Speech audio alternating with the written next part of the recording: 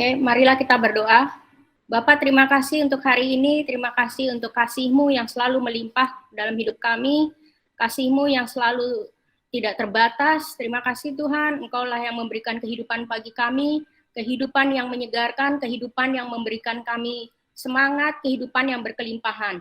Biarlah Engkau yang berbicara kepada masing-masing anak-Mu di sini Tuhan, Engkau-lah yang memberikan pewahyuan kepada mereka, biarlah selalu nama-Mu yang ditinggikan. Di dalam nama Yesus, kami berdoa dan mengucap syukur. Amin. Selamat pagi semuanya. Hari ini khotbahnya adalah pilihlah kehidupan. Ya.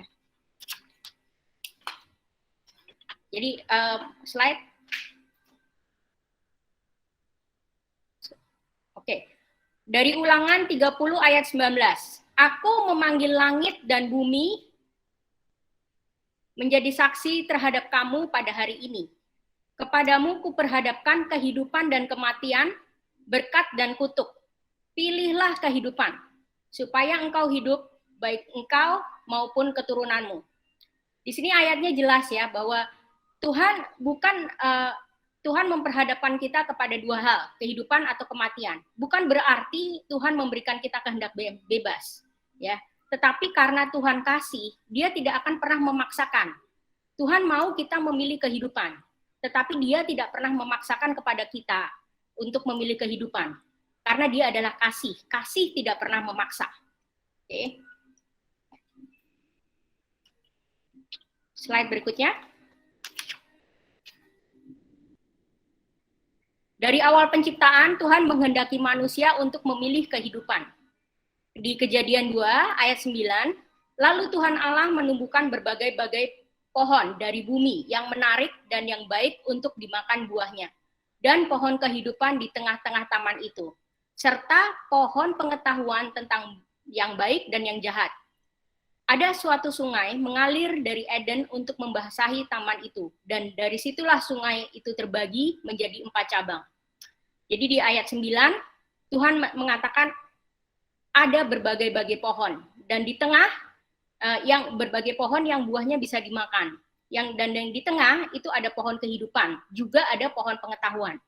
Ya, Tuhan menghendaki kita untuk memilih kehidupan, tapi Dia tidak akan pernah memaksa. Lalu di ayat 16 dikatakan, lalu Tuhan Allah memberi perintah ini kepada manusia. Semua pohon dalam taman ini boleh kau makan buahnya dengan bebas. Tetapi pohon pengetahuan tentang yang baik dan jahat itu, janganlah kau makan buahnya. Sebab pada hari engkau memakannya, pastilah engkau mati. Jadi Tuhan telah memperingatkan. Jadi ada konsekuensinya. Kalau kita manusia memakan buah dari pohon pengetahuan baik dan jahat, maka manusia akan mati. Tuhan telah memberikan konsekuensinya, tetapi Tuhan tidak pernah memaksakan manusia untuk mengikuti kehendaknya. Namun bukan berarti Tuhan memberikan kita kehendak bebas, karena Tuhan adalah kasih. Slide berikutnya. Jadi dari awal penciptaan, sekali lagi Tuhan menghendaki kita mengambil bagian dari buah dari pohon kehidupan dan dan pohon-pohon yang lain.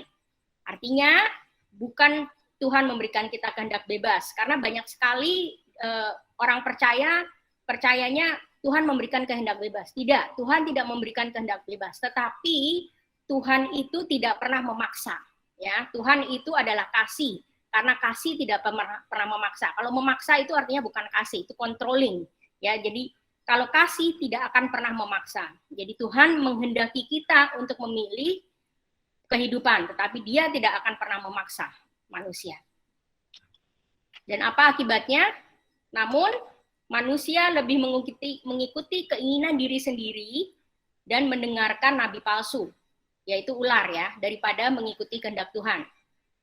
Di Kejadian 3 ayat 6, perempuan itu melihat bahwa buah pohon itu baik untuk dimakan dan sedap kelihatannya.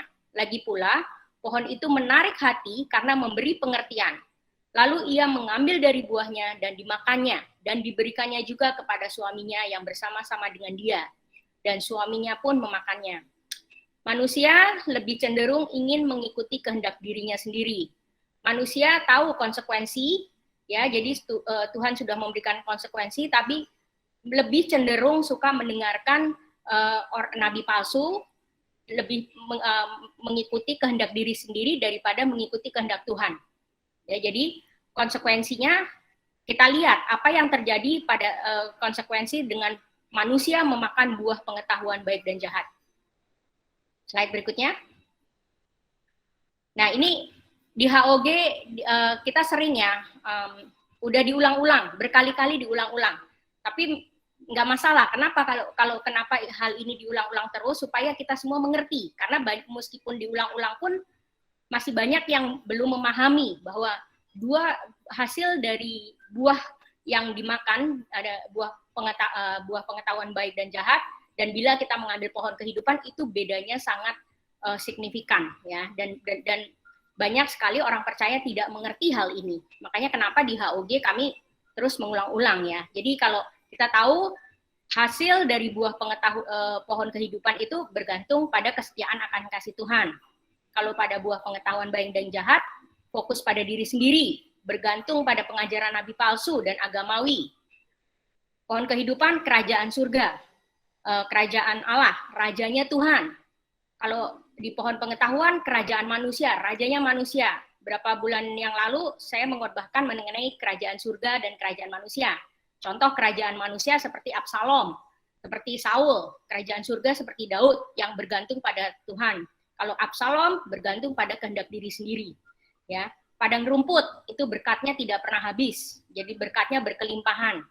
Padang gurun berkatnya pas-pasan, seperti roti mana. Jadi ada berkat, tapi pas-pasan karena roti mana tidak pernah disimpan.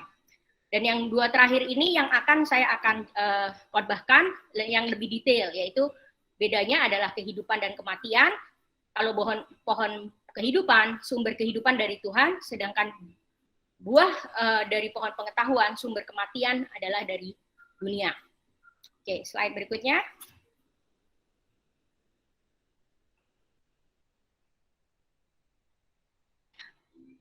Ya. Kehidupan itu sumbernya dari dalam kita, ya. Tuhan yang tinggal di dalam kita itu adalah sumber kehidupan. Di sini Tuhan Yesus tidak pernah menyerah, ya, memberikan manusia kehidupannya. Ya, meskipun manusia awalnya menolak dengan memakan buah, tetapi pada saat Yesus datang, Yesus pun tetap memberikan, tidak pernah menyerah, tetap mau memberikan kehidupan, tetap ingin memberkati manusia. Tetapi di sini dikatakan barang siapa, artinya belum tentu semuanya mau. Jadi di sini dikatakan Yohanes 4 ayat 14, tetapi barang siapa minum air yang akan kuberikan kepadanya, ia tidak akan haus untuk selama-lamanya. Sebaliknya, air yang akan kuberikan kepadanya akan menjadi mata air di dalam dirinya, yang terus-menerus memancar sampai ke hidup yang kekal. Itu fountain of water, ya, kalau bahasa Inggrisnya mata air. Kalau mata air itu adalah sumbernya. Jadi air itu adalah lambang dari kehidupan. Dan Tuhan Yesus ingin memberikan kita sumber kehidupan, yaitu Dianya sendiri. Itu yang Dia ingin kita mendapatkan sumber. Kalau terus-menerus, artinya tidak pernah habis, ya. Terus-menerus memancar sampai kepada hidup yang kekal. Dari sekarang untuk selama-lamanya, itu terus-menerus dari sumbernya, ya. Jadi Tuhan ingin memberikan air yang hidup, kehidupan yang tidak pernah habis, yang terus-menerus, tetapi hanya bagi yang mau menerima. Dia tidak pernah memaksa. Jadi dikatakan barang siapa, ya. Jadi artinya tidak semua orang mau menerima kehidupan yang Dia berikan. Di Yohanes 7 ayat 38 juga dikatakan yang sama, barang siapa percaya kepadaku, seperti yang dikatakan oleh kitab suci, dari dalam hatinya akan mengalir aliran-aliran air hidup. Itu rivers of living water. Kita bisa bayangkan sungai yang jernih, sungai yang hidup, yang memberikan kesegaran terus. Di sini dikatakan aliran air hidup.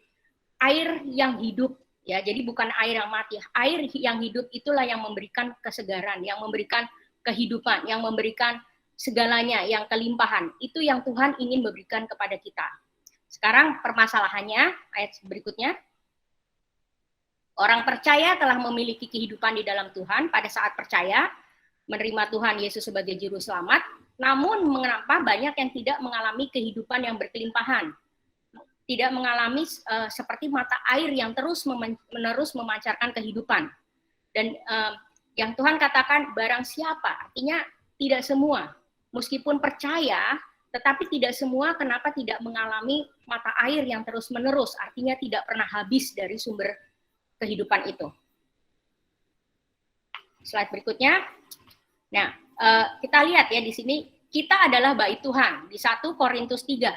Tidak tahukah kamu bahwa kamu adalah bait Allah dan bahwa Roh Allah diam di dalam kamu? Ayat 17, jika ada orang yang membinasakan bait Allah, maka Allah akan membinasakan dia, sebab bait Allah adalah kudus dan bait Allah itu ialah kamu. Janganlah ada orang yang menipu dirinya sendiri. Jika ada di antara kamu yang menyangka dirinya berhikmat menurut dunia ini, biarlah ia menjadi bodoh, supaya ia berhikmat.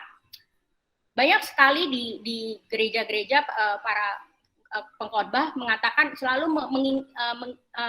mengikat menyebutkan bahwa menjelaskan membinasakan bait Allah itu adalah dosa. Di sini Paulus tidak berkata mengenai dosa. Ya, di sini jelas sekali membinasakan bait Allah. Ayat di 18-nya apa? Bagaimana membinasakan bait Allah? Jika ada di antara kamu yang menyangka dirinya berhikmat menurut dunia. Jadi membinasakan bait Allah itu bukan mengatakan dosa, karena dosa pada saat Tuhan menebus kita, dosa sudah diampuni. Tetapi kita membinasakan pada saat kita berhikmat menurut dunia. Jadi Allah ayatnya jelas sekali. Dan Roh Tuhan ada di dalam kamu, ya. Jadi artinya bahwa Roh Tuhan itu yang tinggal di dalam kita, kasihnya yang ada di dalam kita sudah menerima Dia. Tetapi manusia, meskipun Roh Tuhan ada di dalam kita, manusia cenderung ingin bergantung tetap pada buah pengetahuan dari pengetahuan baik dan jahat.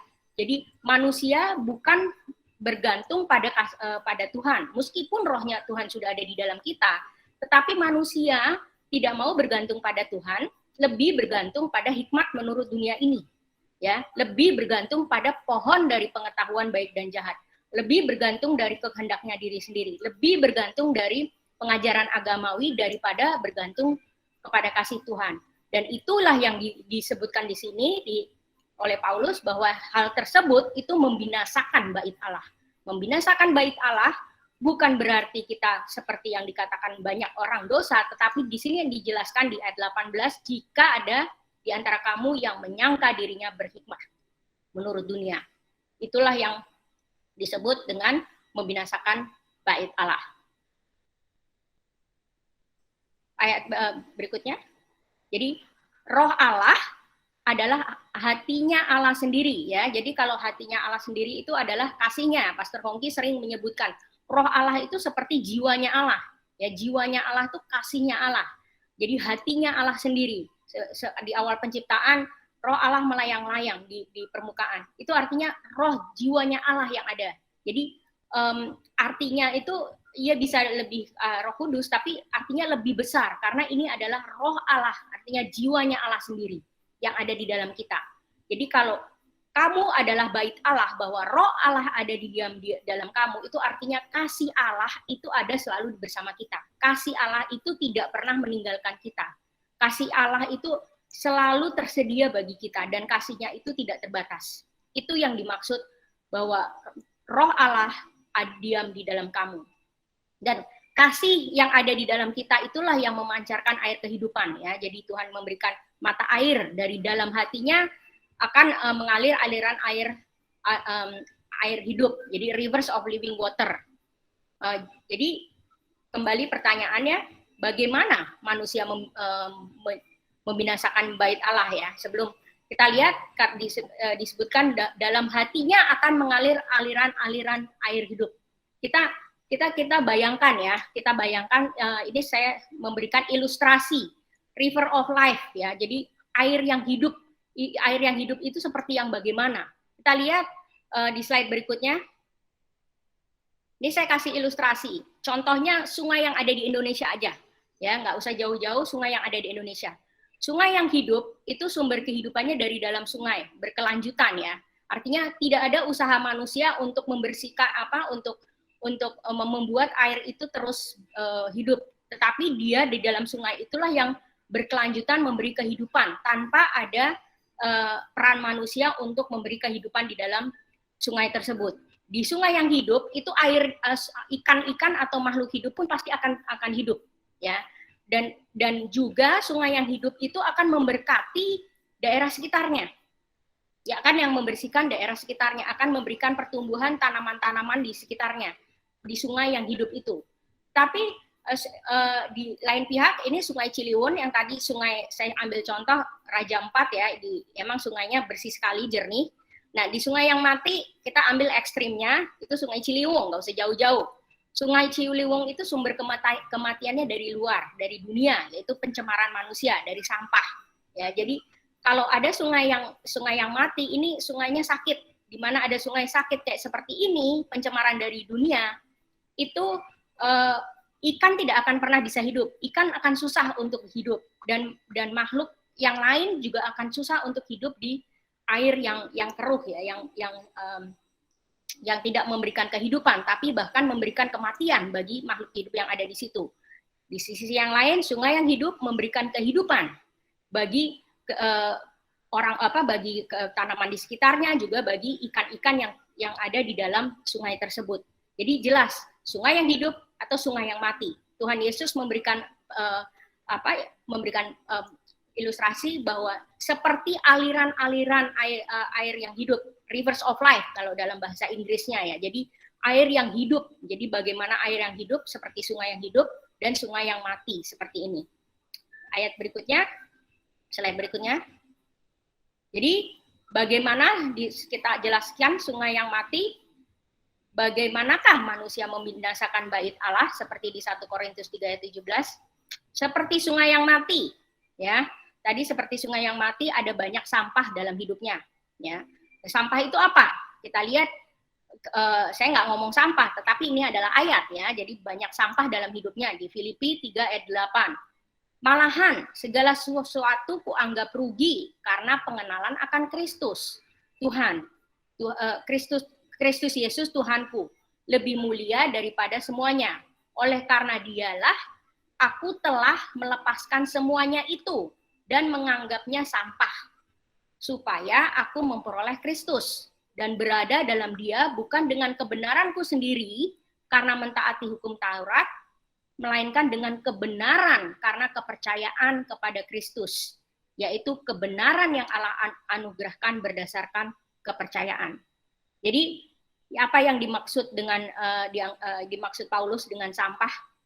Dia menganggapnya sampah. Di ayatnya langsung dijelaskan oleh Paulus ya. Jadi bukan saya, tetapi Paulus sendiri yang menjelaskan. Yang dianggap Paulus sampah adalah fokus pada diri sendiri ya. Jadi berada dalam Dia bukan dengan kebenaranku ya, bukan karena kebenaranku, artinya bukan self righteous, bukan merasa dirinya benar, bukan dengan pengertian dirinya sendiri self righteous ya. Karena mentaati hukum Taurat, yaitu seperti bergantung, artinya bergantung pada pengajaran agamawi, teologia, dan nabi palsu. Itulah yang dianggap sama Paulus adalah seperti sampah. Fokus pada diri sendiri, meskipun sudah percaya, tetapi fokusnya dia, gitu, merasa dirinya yang benar.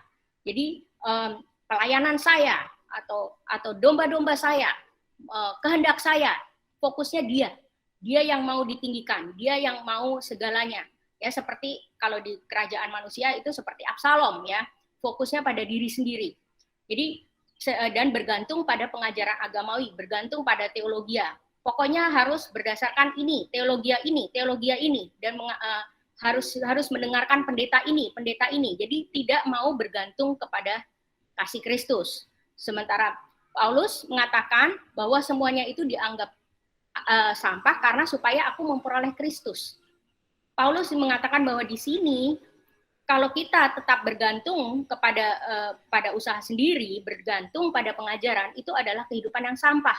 Kehidupan yang sampah itu yang membinasakan bait Allah, yang membinasakan kehidupan yang Tuhan berikan kepada kita. Kalau kita hidupnya lebih banyak dengan diri kita sendiri atau lebih pada bergantung pada ajaran agamawi, itulah yang dianggap sampah. Dan kalau ada sampah, air kehidupan pun tidak akan bisa mengalir. Di mana ada sampah, pasti kehidupan akan terganggu. Ya, Tuhan mau kita bergantung pada kasih-Nya, tetapi Tuhan tidak pernah memaksa. Kebanyakan dari orang percaya, banyak sekali orang percaya meskipun sudah menerima Yesus sebagai juru selamat, tetapi hidupnya lebih mengikuti kehendak sendiri, mengikuti kebenaran sendiri, dan mengikuti apa kata pendetanya, apa kata pengajaran agamawinya, daripada bergantung pada kasih Kristus, daripada bergantung pada kesetiaan akan kasih-Nya dan menerima kehidupan daripadanya. Dan itu yang dianggap sama Paulus adalah sampah. Ya, jadi sekali lagi bukan sampah itu bukan dosa, tetapi yang di sini dikatakan di Alkitab sampah kalau kita mengikuti kebenaran sendiri dan mentaati hukum Taurat.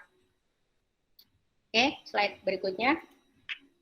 Jadi manusia membinasakan bait Allah dengan tidak lagi bergantung pada sumber air yang hidup, ya. Jadi yakni kasih Tuhan, namun bergantung pada usaha sendiri dan membawa pada kematian, kolam yang bocor.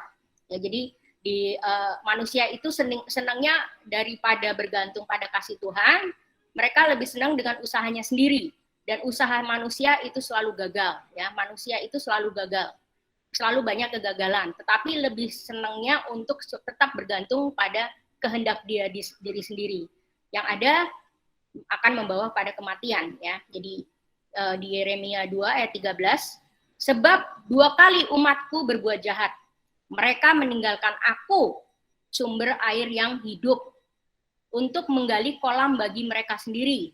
Ya, ini kolam yang bocor, yang tidak dapat menahan air, ya. Jadi kalau kolam yang bocor, usaha manusia, apapun yang dia kerjakan pasti gagal. Kalau bergantung pada kehendak sendiri, usahanya sendiri. Mereka lebih cenderung untuk membuat sesuatu dari usahanya daripada bergantung pada kasih Tuhan. Yang ada seperti mereka membuat kolam yang bocor, yang tidak dapat menahan air. Air adalah kehidupan. Kalau tidak bisa menahan air, yang ada adalah yang terjadi adalah kematian. Itu yang dialami oleh manusia. Dari awal penciptaan Tuhan sudah ingatkan. Tetapi manusia tetap memilih untuk melakukan kehendak dirinya sendiri. Yeremia 17 ayat ke-13, ya, pengharapan Israel, Tuhan, semua orang yang meninggalkan engkau akan menjadi malu. Orang-orang yang menyimpang daripadamu akan dilenyapkan di negeri, sebab mereka telah meninggalkan sumber air yang hidup, yakni Tuhan. Ya, artinya kembali lagi manusia meninggalkan sumber air yang hidup, mereka lebih cenderung untuk usaha sendiri, mereka tidak menyadari bahwa mereka memilih air yang mati, yang membawakan penyakit bagi mereka, yang membawakan pada kesengsaraan bagi mereka. Tapi mereka tidak menyadari hal itu karena mereka mengingini mengikuti kehendak diri sendiri. Oke, slide berikutnya. Oke, jadi air melambangkan kehidupan, ya. Jadi bila kolam bocor tidak dapat menahan air, maka kehidupan akan terganggu. Secara jasmani, 60% tubuh manusia itu terdiri dari air, 90% darah manusia itu terdiri dari air. Bila kita kekurangan air, manusia pasti akan sakit, ya. Secara rohani, membuat kolam sendiri artinya bergantung pada usaha sendiri dengan meninggalkan kasih Tuhan, sumber air yang hidup, manusia pasti akan mati, ya. Manusia akan tidak mendapatkan dia usaha sendiri meninggalkan sumber air. Padahal sumber air itu artinya nggak pernah habis, ya, karena seperti mata air itu, sumber air itu airnya itu tidak akan pernah habis. Tetapi manusia memilih untuk bikin kolam sendiri. Dan seperti sungai yang mati, yang rusak, yang sakit karena pencemaran dari luar, seperti sampah, maka tidak ada ikan yang bisa bertahan hidup dalam sungai tersebut, ya. Secara rohani, manusia merusak dirinya dengan berhikmat menurut dunia. Ya, menghancurkan bait Allah itu berhikmat menurut dunia, mengikuti kehendak sendiri, mengikuti ajaran agamawi seperti 1 Korintus 3 ayat 18, berhikmat menurut dunia, dan meninggalkan kasih Tuhan yang adalah sumber air kehidupan yang tidak pernah habis. Tanpa menyadari, manusia itu telah merusak bait Allah dengan meninggalkan kasih Tuhan. Ya. Jadi bergantung pada hikmat dunia. Oke, secara jasmani ini mungkin sedikit ini biologi ya. Manusia merusak dirinya dengan pola hidup, ya, sehingga merusak kehidupan yang Tuhan berikan di dalam tubuh kita ya. Karena sekitar 60% tubuh manusia itu adalah mikroorganisme yang mengaruhi kesehatan manusia. Jadi Tuhan itu telah memikirkan semuanya. Tuhan telah memberikan kehidupan semuanya di dalam tubuh kita ya. Jadi kalau misalnya mikroorganismenya yang lebih banyak adalah bakteri yang bagus, maka yang dapat kita adalah imun sistem. Tetapi kalau yang lebih banyak adalah bakteri yang jahat, maka yang kita dapat adalah sakit penyakit. Jadi Tuhan telah memberikan yang bagus, tetapi manusia merusaknya. Oke, slide berikutnya. Sungai yang hidup, apa itu sungai yang hidup? Kebalikannya dari sungai yang sakit, sungai yang mati. Sungai yang sehat itu memberikan kehidupan yang berkelanjutan ya dari dalam sungai bagi ikan-ikan dan makhluk hidup yang ada di sungai, dan kehidupan bagi pohon-pohon tumbuhan di sekitar sungai tersebut. Jadi tanpa manusia untuk berusaha, sungai itu diberikan, Tuhanlah yang memberikan kehidupan yang berkelanjutan dari sungai dan memberikan juga berkat kepada kehidupan bagi ikan yang ada di dalam, juga tumbuhan yang ada di sekitarnya.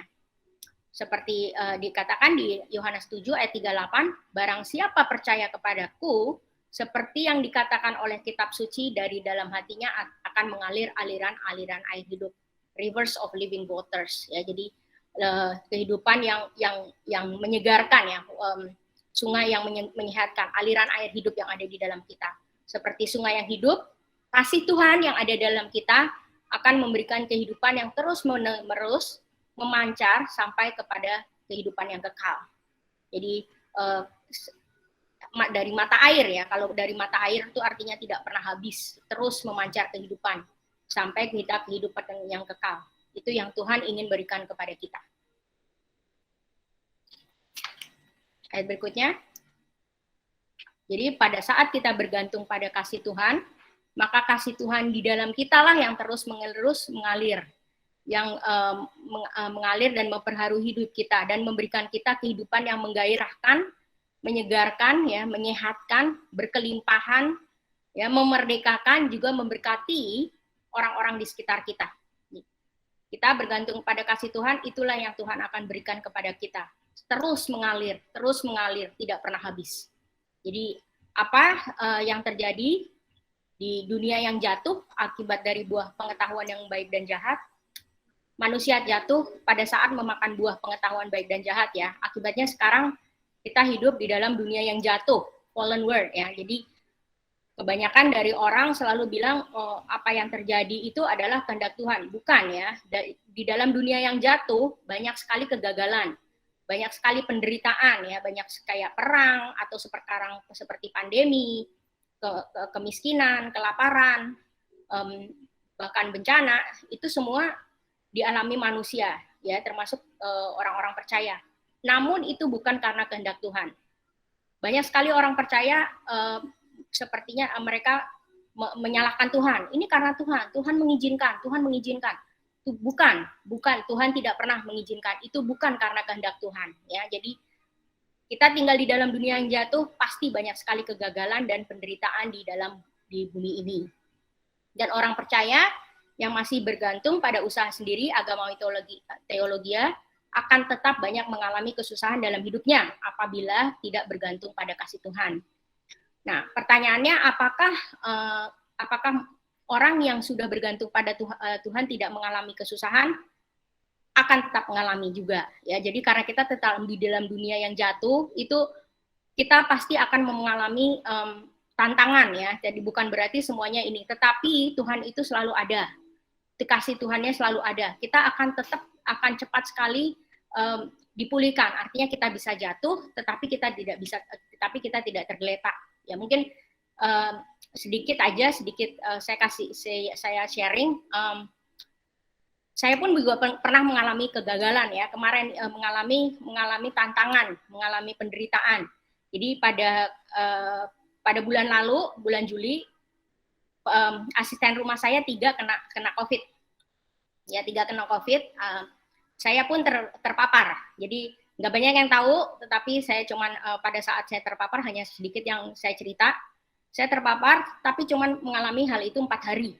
Ya, dari tanggal 1 Juli CT saya 32, tetapi tanggal 5 Juli CT saya udah 40. Ya, jadi namun pada saat saya mengalami itu, justru Tuhan memberikan pewahyuan mengenai aliran-aliran air hidup ini. Jadi pada saat saya mengalami itu, saya mendapatkan Tuhan memberikan pewahyuan mengenai kasih-Nya, bergantung pada kasih-Nya, dan itu yang bergantung pada kehidupan yang Tuhan berikan. Dan itulah yang membuat saya cepat sekali pulih, ya, cepat sekali pulih karena saya mengalami pewahyuan seperti itu. Jadi 4 hari saja, tapi itu cukup mengingatkan kita bahwa Tuhan itu tidak akan pernah meninggalkan. Kasih Tuhan itu selalu ada. Jadi apapun yang kita alami, kasih Tuhan selalu ada bersama kita. Oke, slide berikutnya. Jadi manusia gagal, menderita, kasih Tuhan selalu ada, ya. Tuhan pada akhirnya Tuhan akan menjadikan semuanya baru dari mata air kehidupan. Jadi pada akhir zaman Tuhan akan memberikan kita, meskipun Dia tidak akan pernah berhenti, ya, tetap akan berusaha. Manusia jatuh, Tuhan Yesus memberikan pengorbanannya di kayu salib, memberikan kehidupan. Tetapi manusia tetap mau bergantung dari usaha sendiri. Tetap Tuhan memberikan kita kasih-Nya. Jadi Dia tidak akan pernah menyerah. Sampai akhirnya Tuhan pun akan memberikan segalanya yang baru, ya, dari mata air kehidupan. Karena Dia begitu mengasihi manusia. Jadi di Wahyu 21, Ia yang duduk di atas tahta itu berkata, "Lihatlah, Aku menjadikan segala sesuatu baru." Dan firman-Nya, "Tuliskanlah, karena segala perkataan ini adalah tepat dan benar." Jadi Dia akan menjadikan semuanya baru. Semua yang Tuhan tidak akan bukan restore, ya, bukan memperbaiki, tetapi Dia memberikan yang baru. Ya, Tuhan akan memberikan yang baru pada akhirnya. Firman-Nya lalu berkata kepadaku, "Semuanya telah terjadi. Aku adalah Alfa dan Omega, yang awal dan yang akhir. Orang-orang yang haus akan kuberi minum dengan cuma-cuma dari mata air kehidupan." Jadi Tuhan tidak pernah menyerah untuk memberikan kita mata air kehidupan. Dari awal Tuhan bilang, barang siapa percaya kepadaku, ya, dalam hatinya akan ada mata air kehidupan yang terus memancar. Sampai akhirnya Tuhan pun tidak pernah menyerah. Tuhan tetap mengasihi manusia. Dia akan memberikan dengan cuma-cuma mata air kehidupan. Karena kasih-Nya yang begitu besar, Dia ingin manusia mengambil bagian dari kehidupannya Dia. Ya. Slide berikutnya. Jadi di sungai air kehidupan di Wahyu 22, lalu Ia menunjukkan kepadamu sungai air kehidupan yang jernih, bagaikan kristal, dan mengalir keluar dari tahta Allah dan tahta Anak Domba. Jadi di sini seperti sungai yang jernih, ya, bagaikan kristal, artinya sungainya bersih sekali dan mengalir dari tahta Allah dan tahta Anak Domba. Artinya itu dari mana? Dari tahtanya Dia, dari kasih-Nya Dia, dari hatinya Dia, dari hatinya Tuhan sendiri. Sungai air kehidupan itu akan mengalir, ya, mengalir dari tahta Anak Domba, dari pengorbanannya Dia, ya, untuk manusia, untuk memberikan kita manusia kehidupan. Itu akan mengalir dari hidupnya, dari hatinya, ya, Tuhan yang paling dalam, itu yang akan mengalir sungai air kehidupan. Dan di tengah-tengah jalan kota itu, yaitu seberang menyeberang sungai itu, ada pohon kehidupan yang berbuah 12 kali, tiap-tiap bulan sekali, dan daun pohon-pohon itu dipakai untuk menyembuhkan bangsa-bangsa. Ini kalau di bahasa Indonesia disebut pohon-pohon kehidupan, tetapi kalau di bahasa Inggris saya cek dari semua translation-nya, dari beberapa translation-nya, itu hanya ada satu, ya. Jadi pohon kehidupan, the tree of life. Jadi adalah pohon kehidupan itu yang disebutkan di awal ayat di kitab Kejadian, ya. Cuman kalau di bahasa Indonesia saya nggak tahu kenapa diterjemahkannya pohon-pohon kehidupan, tapi kalau di bahasa Inggris the tree of life, artinya pohon kehidupan yang Tuhan maksud itu. Di sini katakan berbuah 12 kali tiap bulan, ya. Jadi kalau di bumi ini kita memiliki banyak sekali pohon ya. Pohon, ada pohon mangga, ada pohon buah jeruk. Itu buahnya itu nggak mungkin setiap bulan. Bisa ada yang 3 bulan sekali, ada yang buahnya 6 bulan sekali, ada yang buahnya 1 tahun sekali. Jadi tidak ada yang buahnya tiap bulan. Tapi di sini pohon kehidupan berbuah 12 kali ya tiap bulan. Jadi sudah berbuah tiap bulan, berbuahnya 12 kali. Jadi artinya setiap 2 hari, setiap 3 hari itu berbuah. Ya. Jadi artinya apa? Berkatnya itu luar biasa melimpah. Ya. Kalau sekarang kita tinggal di bumi, tinggal di tanah perjanjian, ada musimnya, ada musim kita dapat diberkati dengan ini, diberkati dengan itu. Jadi ada musimnya seperti buah, ada musimnya, buah mangga musimnya kapan, buah jeruk musimnya kapan, buah apel musimnya kapan. Tidak setiap bulan. Tetapi kalau dari pohon kehidupan itu buahnya itu tidak pernah habis ya, buahnya itu sangat melimpah tiap bulan dan 12 kali. Jadi artinya setiap 2 hari, 3 hari itu berbuah. Itu adalah berkat dan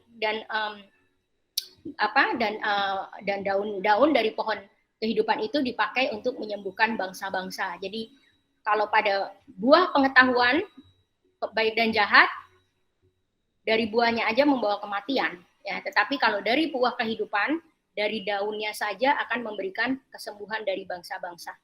Jadi begitu Tuhan mengasihi manusia, Tuhan akan memulihkan segalanya pada akhirnya ya. Jadi Tuhan sayang sekali dengan manusia, kasihnya itu tidak terbatas pada manusia. Tapi sekali lagi kenapa manusia lebih cenderung mengikuti kehendaknya sendiri, dan kalau mengikuti kehendaknya diri sendiri ada konsekuensinya. Oke, slide berikutnya. Pada akhirnya karena kasihnya Tuhan akan memulihkan semuanya. Ini saya membandingkan antara Kejadian 2 dengan Wahyu 22. Kejadian 22, suatu sungai di ayat 9 itu suatu sungai mengalir dari Eden membahasai taman. Ya, jadi ada sungai, tetapi kalau di 22 itu sungai air kehidupan. Ya. Jadi artinya kasihnya ya, sungai air kehidupan mengalir dari tahta Allah, dari tahta anak domba, kasihnya yang melimpah. Dari hatinya Allah itu kasihnya yang melimpah, itu yang mengalir. Di Kejadian 22 di tengah-tengah taman ada 2 pohon, yakni pohon kehidupan dan pohon pengetahuan. Di Wahyu 22 Tuhan pulihkan di tengah-tengah pohon ada pohon kehidupan yang berbuah terus-menerus ya. Jadi setiap bulan dan 12 kali, artinya berkatnya melimpah. Yang di ayat 16, memakan dari pohon buah pengetahuan baik dan jahat, manusia pasti akan mati ya. Di ayat 16. Tapi di Wahyu 22 setelah Tuhan memulihkan semuanya, melalui daun-daun pohon kehidupan bangsa-bangsa disembuhkan. Jadi dari daunnya saja manusia disembuhkan. Jadi tidak ada lagi penderitaan manusia, tidak ada lagi akibat kegagalan dari manusia, tetapi semuanya Tuhan yang akan memulihkan semua penderitaan yang manusia alami yang ada di bumi ini ya. Oke. Sebagai penutup, pilihlah kehidupan ya. Jadi dari awal penciptaan, sekali lagi dari awal penciptaan Tuhan menghendaki manusia mengambil dari buah dari pohon kehidupan. Namun manusia mengikuti kehendak sendiri, memilih kematian ya. Dengan tidak sadar ya, manusia itu banyak sekali memilih kematian, mereka tidak sadar. Dari awal penciptaan memilih kematian dengan buah pengetahuan baik dan jahat. Tuhan tetap mengasihi manusia, jadi artinya Tuhan tidak pernah menyerah ya, tetap mengasihi, dia tetap menawarkan kehidupan bagi manusia, air yang hidup, dengan menebus kejatuhan manusia dan memberikan kehidupannya. Namun manusia tetap memilih kematian dengan mengikuti kehendak diri sendiri, atau mengikuti jalan agamawi, atau mengikuti pengajaran dari nabi palsu. Jadi tanpa tidak sadar manusia memilih kematian dengan mengikuti diri sendiri atau mengikuti jalan agamawi. Namun bagi yang memilih kehidupan dengan menerima kasihnya, kasih Tuhan, maka hidupnya akan berkelimpahan seperti mata air yang terus memancar kehidupan. Artinya mata air, artinya dari sumbernya berkelimpahan, jadi tidak pernah habis ya, sumbernya itu sustainable, selalu diperbaharui, selalu ada, selalu tersedia bagi manusia, dan itu bila kita memilih kehidupan, ya, bila kita mau bergantung kepada kasih-Nya, menerima dan bergantung pada kasih Tuhan. Oke, sebagai penutup, pesan saya, pilihlah kehidupan supaya saudara hidup, saudara dan semua seluruh keluarganya akan hidup dan menikmati kehidupan yang berkelimpahan. Mari kita berdoa. Bapa, terima kasih untuk pesanmu hari ini, terima kasih untuk yang kau sampaikan bahwa pilihlah kehidupan. Engkau ingin kami semua memilih kehidupan. Engkau ingin kami semua untuk bergantung pada kasih-Mu, bergantung pada kesetiaan kasih-Mu, bergantung pada air kehidupan yang menyegarkan, yang memerdekakan, yang menyembuhkan, yang memulihkan, yang selalu menyegarkan dan menggairahkan kepada kami, Tuhan. Terima kasih untuk air kehidupan, Engkau sendiri, kasih-Mu yang berkelimpahan ke dalam kehidupan kami. Biarlah kami terus bergantung dan biarlah kami bisa menjadi berkat bagi banyak orang. Karena air kehidupan yang ada di dalam kami yang Kau curahkan, itu akan melimpah, mengalir ke banyak orang di sekitar kami. Biarlah kami menjadi berkat bagi banyak orang di sekitar kami. Terima kasih Tuhan, biarlah Engkau yang selalu ditinggikan di dalam kehidupan kami. Di dalam nama Yesus kami berdoa dan mengucap syukur. Amin.